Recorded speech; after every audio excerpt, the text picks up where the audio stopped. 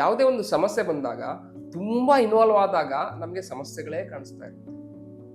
ಅದರಿಂದ ಹೊರಗಡೆ ಬಂದು ನಾವು ನೋಡೋದನ್ನ ಕಲಿಬೇಕು. ನಾವು ಯಾವಾಗ ಹೊರಗಡೆ ಬಂದ್ಬಿಟ್ಟು ಓಕೆ ಇಲ್ಲಿ ನನಗೆ ಕಾಣಿಸ್ತಾ ಇದೆ, ನಾನ್ ಮಾಡ್ತಕ್ಕಂಥ ತಪ್ಪು ಇದೆ, ಅವ್ರು ಮಾಡ್ತಕ್ಕಂಥ ತಪ್ಪು ಇದೆ, ಆ ಒಂದು ಸಂದರ್ಭದಲ್ಲಿ ಏನನ್ನ ನಾನು ಮಾತಾಡಿದ್ದೀನಿ, ಅವರು ಅದಕ್ಕೆ ಯಾವ ತರ ರೆಸ್ಪಾಂಡ್ ಮಾಡಿದ್ರು, ನನ್ನಲ್ಲಿ ನಾನು ಚೇಂಜಸ್ ಮಾಡ್ಕೊಂಡ್ಬಿಟ್ರೆ, ನನ್ನ ಬಗ್ಗೆ ನಾನು ತಿಳ್ಕೊಳ್ಳೋದಕ್ಕೆ ಸ್ಟಾರ್ಟ್ ಮಾಡ್ಬಿಟ್ರೆ, ಅವ್ರು ಏನೇ ಅಂದ್ರೂ ಕೂಡ ಒಂದು ಸರಿಯಾದ ಆನ್ಸರ್ ಕೊಡೋದಕ್ಕೆ ನಾನು ರೆಡಿ ಆಗಿರ್ತೀನಿ.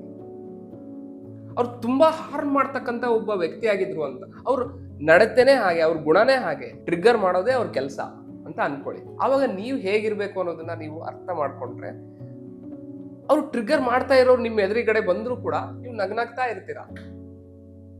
ಅಂತ ಒಂದು ಮನಸ್ಥಿತಿಗೆ ನೀವು ಹೋಗ್ಬೇಕು. ಆಗ ನಿಮ್ಮ ಜೀವನ ನಿಮ್ಮ ಕೈಯಲ್ಲಿರುತ್ತೆ. ಇವಾಗ ಏನಾಗ್ತಾ ಇದೆ ಅಂತ ಹೇಳಿದ್ರೆ, ನಿಮ್ ರಿಮೋಟ್ನ ಅವ್ರ ಕೈಯಲ್ಲಿ ಕೊಟ್ಬಿಟ್ಟು ಕೂತ್ಬಿಟ್ಟಿದ್ದೀರಾ. ಅವ್ರಿಗೆ ಯಾವಾಗ ಬೇಕೋ ಆವಾಗ ರಿಮೋಟ್ ಒತ್ತುತ್ತಾರೆ. ಅಲ್ಲಿ ಅವ್ರ ಮನೆಯಲ್ಲೇ ಕುತ್ಕೊಂಡ್ಬಿಟ್ಟು ರಿಮೋಟ್ ಒತ್ತಿದ್ರು ಕೂಡ ಒಂದು ಕಾಲ್ ಬಂತು ಅಂದಾಗ ನಿಮಗೆ ಟ್ರಿಗರ್ ಆಗುತ್ತೆ. ಏನಕ್ಕೆ ಹೀಗಾಗ್ತಾ ಇದೆ? ಇದಕ್ಕೆಲ್ಲ ಏನ್ ಕಾರಣ? ನಿಮ್ಮ ಮೈಂಡ್.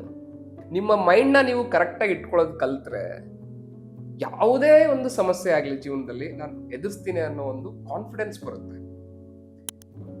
ಆ ಕಾನ್ಫಿಡೆನ್ಸ್ ಬರಬೇಕು ಅಂತ ಹೇಳಿದ್ರೆ ಫಸ್ಟ್ ನೀವು ಮಾಡಬೇಕಾಗಿದ್ದು ಏನಂತ ಹೇಳಿದ್ರೆ ನಿಮ್ಮ ಬಗ್ಗೆ ನೀವು ತಿಳ್ಕೊಳ್ಳೋದು.